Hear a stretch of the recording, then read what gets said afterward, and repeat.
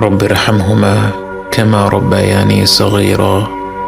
হে আমাদের রব, তাদের দুজনের প্রতি রহমত প্রদর্শন করুন, যেভাবে তারা শৈশবে আমাকে লালন পালন করেছেন।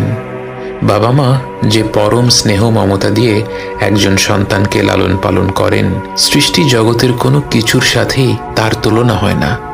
এই মমতায় কোনো স্বার্থ নেই, নেই কোনো শর্ত। যখন আমরা আল্লাহর কাছে বাবা মায়ের জন্য দোয়া করি, আমরা পৃথিবীর পবিত্রতম মমতার কথা উল্লেখ করে রব্বুল আলামিনকে বলি, আমার রব, আপনি এইভাবেই তাদের উপর রহম করুন।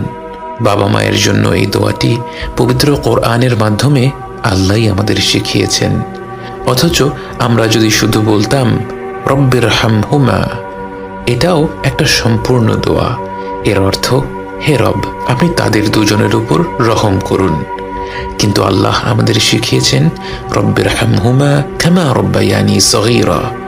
শৈশবে তারা কতটা স্নেহ মমতা ভরে আমাদের লালন পালন করেছেন, এ কথা উল্লেখ করতে গিয়ে আমাদের মনে পড়ে যায় তাদের অজস্র আত্মত্যাগের কথা।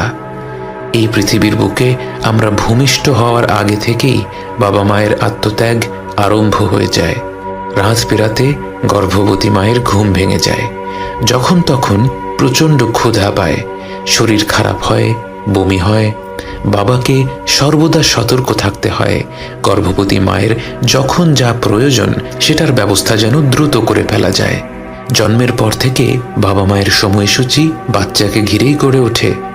বাবা মা যখন হাত তুলে তাদের রবের কাছে দোয়া করেন, তার কতটুকু নিজেদের জন্যে আর কতটুকু সন্তানদের জন্যে তা তো কেবল আমাদের রবই জানেন।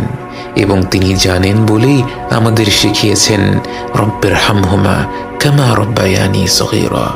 হে রব, আপনি তাদের দুজনের উপর রহম করুন, যেভাবে তারা শৈশবে আমাকে লালন পালন করেছেন।